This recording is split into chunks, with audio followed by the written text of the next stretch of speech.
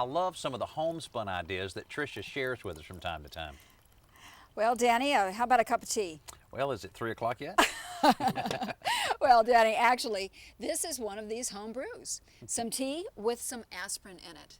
Okay, now that must have something to do with acid and acidity. Yes, it does. Well, as you know, all soil has a pH rating, 1 Right. through 14, and 7 is neutral.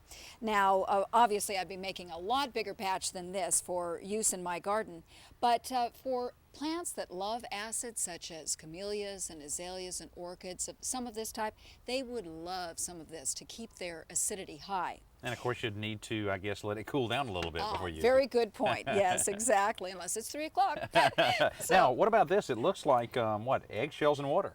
It is. It's eggshells and water, and what I've done is put them in here for a few days and let the calcium, which is what is in the eggshell that's so beneficial, leach out.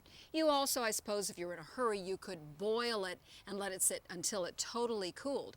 Now, how this is used is, again, referring back to the pH. If your soil is too alkaline and you needed to get back to neutral, closer to 7, this would be, yes, closer to 7, this would be a great thing to use.